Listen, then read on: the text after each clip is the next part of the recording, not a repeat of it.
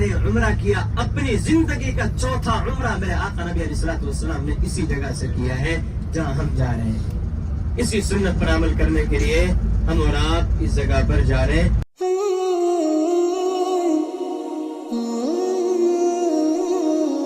نبی علیہ الصلوۃ والسلام نے جب مکے کو فتح کیا،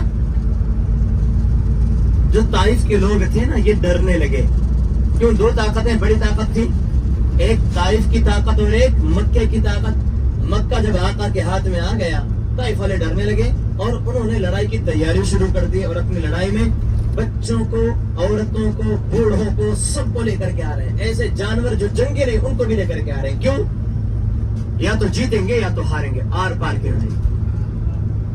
میرے آقا نبی علیہ الصلوۃ والسلام کو پتا چلا، آقا نے حضرت عبداللہ بن حدر، ایک صحابی ہے، بھیجا جاؤ پتہ کر کے آؤ کیا خبر سچی ہے۔ حضرت عبداللہ بن حدر گئے، پتہ کیا، جاسوسی کی، اللہ کی ابھی خبر سچی ہے، وہ لڑائی کی تیاری کر رہے ہیں، سب تیار ہے، بالکل سب کو لے کر کے آ رہے ہیں، بوڑھوں کو، بچوں کو، عورتوں کو، جبکہ جنگ کا اصول ہوتا ہے بوڑھے، بچے، عورتیں نہیں آ سکتے، وہ سب کو لے کر کے آ رہے ہیں۔ میرے آقا نبی علیہ الصلوۃ والسلام نے 12,000 کا لشکر تیار کیا۔ کتنا بڑا لشکر؟ توجہ رکھیے گا، بہت اہم چیز بتانے میں جا رہا ہوں۔ 12 اتنا بڑا لشکر تھا کہ صحابہ کے دل میں بات آ گئی کہ آج تو ہماری جیت پکی ہے، کیوں؟ تعداد بہت بڑی ہے۔ حاجی صاحب، جب مقام بہت بڑا ہوتا ہے تو پکڑ بھی، بولیے نا، پکڑ بھی اور جلدی ہوتی ہے۔ صحابہ کا مقام کتنا بڑا؟ رضی اللہ عنہم ورضوا عنہ، یہ لفظ اللہ کو پسند نہیں آیا کہ آج تو تعداد بہت بڑی ہے، آج جیت پکی ہے۔ آپ کا مقام حاجی صاحب بہت بڑا ہے، آپ بہت مقدس سرزمین پر ہیں، یاد رکھیے گا، یہاں کی نافرمانی بھی بڑی نافرمانی مانی جائے گی۔ بھائی مانتے ہیں نا کہ آپ کا مقام دوسروں سے الگ ہے کہ نہیں مانتے؟ رحمت مغفرت مل رہا ہے تو دوسری طرف جہاں بھی کیسے رہا ہے وہ بھی تو دیکھیں۔ اتنا بڑا مقام، رضی اللہ عنہ سے راضی، لیکن جملہ کیا لکھ رہا؟ آج سعادت بہت بڑی جیت پکی۔ جب لڑائی کا وقت آیا، اتنا خطرناک کافروں کی طرف سے حملہ ہوا کہ پورا صحابہ کا لشکر تتر بتر ادھر ادھر ہو گیا۔ اللہ نے قرآن میں اسی کو کہا ہے وَيَوْمَ حُنَيْنٍ إِذْ أَعْجَبَتْكُمْ كَثْرَتُكُمْ، اور غزوہ حنین میں جب تمہارے دلوں نے تمہیں اس بات میں عجبے میں مبتلا کر دیا کہ آج تو ہماری تعداد بہت بڑی ہے، اللہ کہہ رہے فَلَمْ تُغْنِ عَنْكُمْ شَيْئًا، پھر کوئی چیز تمہارے کام نہیں ہے۔ آقا نے دیکھا کہ میدان کا نقشہ بگڑ گیا ہے، سارے صحابہ ادھر سے ادھر۔ آقا نے حضرت عباس کو کہا آواز لگاؤ، حضرت عباس نے آواز لگائی۔ صحابہ نے جب آواز سنی کہ آقا ہے، اس آواز کی طرف بھاگے اور آقا کے ساتھ دوبارہ ہوئے اور دوبارہ مل کر کے پھر سے حملہ کیا۔ جب دوبارہ حملہ کیا تو نگاہ کدھر تھی؟ اللہ کی طرف تھی، اور جب نگاہ اللہ کی طرف ہوئی تو اللہ نے کیا کیا؟ وَأَنزَلَ جُنُودًا لَمْ تَرَوْهَا، پھر اللہ نے فرشتوں کو بھیجا اور فرشتوں نے آ کر کے صحابہ کی طرف سے لڑائی لڑی، صحابہ میدان جیتے، طائف والے بھاگے۔ خیر ایک لمبا واقعہ، میرے آقا نبی علیہ الصلوۃ والسلام نے جو مال غنیمت تھا، اس مال غنیمت کو جانتے ہیں؟ مال غنیمت کس کو کہتے ہیں؟ ہاں بھائی یہ جا رہی ہے، مال غنیمت کس کو کہتے ہیں؟ مال غنیمت ہارے ہوئے لشکر کا چھوٹا ہوا سامان۔ جو لشکر ہار جاتا ہے اس کے مال کو اس کا مالک کون ہوتا ہے؟ جیتنے والا لشکر۔ میرے آقا نے مال غنیمت کو جمع کیا، مسجد جعرانہ جمع کر کے صحابہ میں تقسیم کیا، یہ آپ کا حصہ، یہ آپ کا حصہ، یہ آپ کا حصہ۔ جب مال غنیمت تقسیم ہو گیا، جنگ ساری مکمل ہو گئی، اب جا کر کے آقا نے وہاں سے عمرے کا احرام، آقا نے عمرہ کیا، اپنی زندگی کا چوتھا عمرہ میرے آقا نبی علیہ الصلوۃ والسلام نے اسی جگہ سے کیا ہے جہاں ہم جا رہے ہیں۔ اسی سنت پر عمل کرنے کے لیے ہم اور آپ اس جگہ پر جا رہے ہیں۔ حضرات کو کرنا وہ کریں گے، نہ کرنا تو کوئی ضروری بھی نہیں ہے۔ البتہ مسجد عائشہ اور یہاں کے مقابلے میں اس کا درجہ بڑا ہے، کیوں؟ یہاں آقا کا عمل ہے، مسجد عائشہ میں آقا کا قول ہے، قول اور عمل آقا نے وہاں حکم دیا ہے، آقا نے خود کیا ہے، اس لیے اس کا درجہ بڑا ہوا ہے۔ جب وہ جگہ آئے گی انشاءاللہ جن حضرات کو عمرہ کرنا ہو وہ اپنے حساب سے اس وقت عمرے کا احرام پہنیں گے، بقیہ تفصیل انشاءاللہ مسجد آئے گی اس وقت بتائیں گے۔ الحمدللہ رحمان پور کا قافلہ مسجد جعرانہ پہنچ چکا ہے۔ یہ ہے مسجد جعرانہ، یہ وہ مسجد ہے جہاں سے اللہ کے نبی علیہ الصلوۃ والسلام نے فتح مکہ کے بعد جب طائف والوں نے جنگ کا ارادہ کیا اور حضرات صحابہ کرام رضی اللہ عنہم کے ساتھ اللہ کے نبی علیہ الصلوۃ والسلام یہاں پر آئے، جنگ حنین یہاں پر اس جگہ پیش آئی، اور جنگ حنین کے بعد اللہ کے نبی علیہ الصلوۃ والسلام نے اس جگہ سے عمرے کا لیے احرام باندھا۔ تو اس جگہ سے عمرے کا احرام باندھنا یعنی ایک سنت عمرہ کہلاتا ہے۔ مسجد جعرانہ سے اللہ کے نبی علیہ الصلوۃ والسلام نے عمرہ کیا ہے، احرام یہاں سے باندھا ہے، تو رحمان ٹور کا ہمارا جو قافلہ ہے الحمدللہ مسجد جعرانہ آیا ہوا ہے اور سب لوگوں نے احرام پہنا اور احرام کی نیت کی ہے۔ انشاءاللہ اب ہم یہاں سے روانہ ہو کر جو ہے عمرہ ادا کریں گے۔ اللہ تبارک و تعالیٰ سے دعا کریں کہ اللہ تبارک و تعالیٰ ہمارے عمرے کو قبول فرمائے۔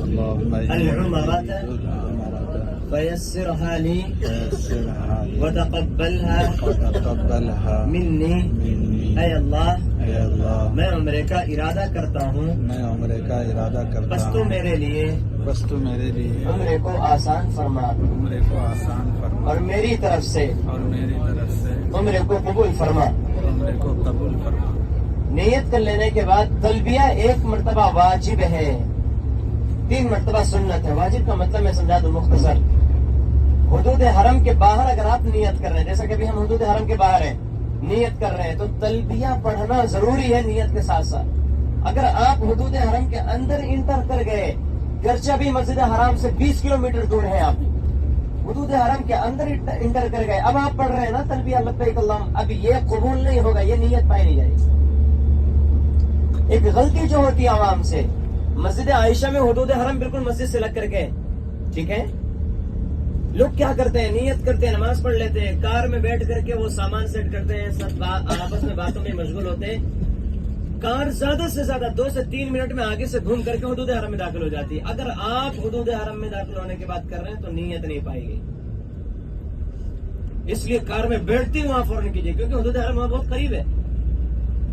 خیر پڑھیے، لبیک اللہم لبیک، لبیک اللہم لبیک، لبیک لا شریک لک لبیک، لبیک لا شریک لک لبیک، ان الحمد والنعمت لک والملک لک والملک لا شریک لک، لا شریک لک، لبیک اللہم لبیک، لبیک اللہم لبیک، لبیک لا شریک لک لبیک، لبیک لا شریک لک لبیک، ان الحمد ان الحمد والنعمت والنعمت لک والملک لک والملک لا شریک لک، لا شریک لک، لبیک اللہم لبیک، لبیک اللہم لبیک، لبیک لا شریک لک لبیک، لبیک لا شریک لک لبیک، ان الحمد ان الحمد والنعمت والنعمت لک والملک لک والملک لا شریک لک۔ لا شریک اب آپ لک۔ مکمل طور پر احرام میں آ چکے ہیں۔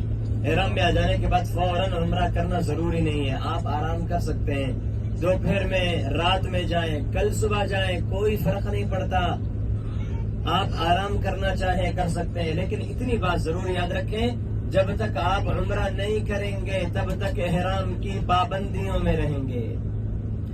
احرام کی پابندی کا یہ مطلب نہیں ہے کہ آپ نے یہ چادر لپیٹا نا تو آپ نکال بھی نہیں سکتے، مولانا صاحب نہیں نکال سکتے، نکال دیا تو دم واجب، ایسا نہیں ہوتا۔ بہت سے لوگ دم واجب کرا دیتے ہیں۔ آپ نے جو احرام پہنا ہوا ہے یہ کمفرٹیبل نہیں ہے، تنگ ہے، چھوٹا ہے، بڑا ہے، جیسا کہ اس احرام کو اتار کر دوسرا احرام جو روم پر رکھا ہوا ہے اس کو پہننا چاہیں تو پہن سکتے ہیں۔ ہاں، خوشبو نہ لگی اس کا خیال رکھیں۔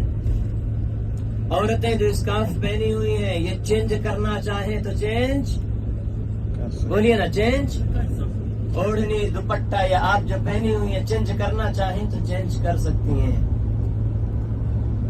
تو آرام بالکل کریں، آرام کر سکتے ہیں، جب آپ کو موقع ملے فری ہو جائیں جب جا کر کے عمرہ کیجیے۔ البتہ یوں کہا جاتا ہے کہ جلدی کر لو تاکہ پابندیوں سے نکل جائیں، اس کا یہ مطلب نہیں کہ کرنا ضروری ہے۔ سوئے کیوں، واش روم کیوں گئے، کھانا کیوں کھا لیا، واش روم بھی کر سکتے ہیں، جا سکتے ہیں۔ 4 چیزیں ضروری ہیں عمرے کے لیے: احرام، طواف، صفا مروہ، بال۔ آپ کے سروں پر بال نہیں ہے، کسی کے بھی سر پر اب بال نہیں ہے، اب آپ کینچی کا استعمال نہیں کر سکتے، مشین کا استعمال نہیں کر سکتے، استرا پھیرنا ہے، سمجھ رہے ہیں، استرا پھیرنا ہے۔ ہاں، تھوڑے سے بڑے ہو جائیں مشین کی گنجائش ہوگی، لیکن ابھی نہیں، جیسا کہ میں دیکھ رہا ہوں ابھی تو صرف استرا چلے گا، کینچی تو چلے گی نہیں۔ اتنا بال کا ہونا شرط ہے کینچی کے لیے، اتنا، سمجھ رہے ہیں۔ آپ کے داہنی طرف یہ غار ہے، یہ پہاڑ ہے، حضرت صاحب نبی علیہ الصلوۃ والسلام 40 دن مسلسل اسی غار میں رہتے تھے, اللہ کی عبادت کرتے تھے 40 دن مسلسل. اور حضرت خدیجہ رضی اللہ تعالیٰ عنہ نبی علیہ الصلوۃ والسلام کی جو سب سے پہلی بیوی ہے, حضرت خدیجہ دن میں 2 بار کھانا لے کر کے چڑھتی تھی, پھر اترتی تھی, پھر شام میں جاتی تھی کھانا دے کر کے, پھر واپس حرم کو جاتی تھی. 6.5 کلومیٹر ہے حرم سے, وہاں سے پیدل آنا, پھر چڑھنا, کھانا دے کر کے پھر یہی رہتی تھی قریب میں, پھر شام کے وقت کھانا دیتی تھی, پھر جاتی تھی حرم. یاد رہتا خدیجہ رضی اللہ. اس غار کی خصوصیت یہ تھی کہ اس غار میں سے خانہ کعبہ صاف نظر آتا تھا. میرے آقا یہاں سے بیٹھ کر کے خانہ کعبہ کو دیکھا کرتے تھے. اس لیے حاجی صاحب خانہ کعبہ کا دیکھنا بھی عبادت ہے. آپ کچھ مت کیجئے, کچھ مت کیجئے, دل نہیں کر رہا ہو قرآن پڑھنے کا, نماز پڑھنے کا, کچھ نہ کر رہا ہو, جائیے کعبے کے سامنے کرسی لگا کر کے بیٹھیے, کعبے کو محبت کی نگاہ سے دیکھیے. ایسے دیکھنے پر بھی اللہ 20 رحمت نازل فرما رہا ہے. بھائی میرے آقا یہاں سے کیوں دیکھ رہے ہیں؟ مکے میں آقا کو پریشان کیا جاتا, تکلیفیں دی جاتی, عبادت کرنے نہیں دیا جاتا میرے آقا کو. میرے آقا یہاں سے آ کر کے خانہ کعبہ کو دیکھتے تھے. اس وقت تو رکاوٹیں تھیں, ہمارے پاس کیا رکاوٹیں, ساری چیزیں ہیں, جب چاہو جس وقت چاہو. آپ ایک بات ہی میں کہہ کر کے ذرا سا سوچنے پر میں آپ کو مجبور کروں, ذرا سوچئے تو صحیح, ہمارا زیادہ وقت کہاں گزر رہا ہے؟ اگر اللہ کی یاد میں گزر رہا ہے تو یوں سمجھ لیجئے کہ آپ کا آنا یہ نفع بخش ہے. زیادہ وقت اگر آپ کا وقت کو ضائع کرنے میں دوسری چیزوں میں گزر رہا ہے, میں یہ سمجھتا ہوں یہ ہمارا نقصان ہے. بس سوچ لیجیے, ایسا نہ ہو کہ تھک جائیں, چلو آپ عمرہ کر لیں, چلو آپ تھوڑا سا عبادت کر کے تھکائیے. میرے آقا اتنی لمبی نماز پڑھتے تھے کہ آقا کا پیر سوج جاتا تھا, جس کو کہتے کہ ورم پڑ جانا, اتنی لمبی نمازیں ہوتی تھی. بخشے بخشا حاجی صاحب. خیر, اس سرزمین کی برکتوں کو لوٹیے. ایسا نہ ہو کہ سو کر کے تھک جائیں, پھر چلو تھوڑا سا 1 گھنٹہ نہ, تھکائیے, وزن کم کیجئے, 3 4 5 6 جتنا بھی ہو, عبادتیں خوب کیجئے. انشاءاللہ آپ کا آنا بہت کامیاب ہوگا. آپ کے داہنی طرف یہ جو قبرستان نظر آ رہا ہے, اس قبرستان کا نام ہے مقبرۃ العدل, انصاف کا قبرستان. اس کے 2 حصے ہیں, ایک اوپر کا حصہ, ایک پیچھے کا حصہ. جو اوپر کا حصہ ہے یہاں علماء کی قبر ہے, جو دینی اعتبار سے پڑھے لکھے ہوتے ہیں نا, ان کی قبریں ہوتی ہیں. اس کے پیچھے دیکھیے ایک اور قبرستان ہے, وہاں غیر عالم, دنیا کا کتنا بڑا پڑھا لکھا ہو لیکن اگر عالم نہیں تو وہاں ہوتی ہے. اس کا نام تھا مقبرۃ العدل, انصاف کا قبرستان. ابھی آگے جنت المعلا بھی آ رہی ہے, جہاں حضرت خدیجہ رضی اللہ تعالیٰ عنہ وغیرہ مدفون ہے. انشاءاللہ جیسے وہ جگہ آتی ہے باقی تفصیل آپ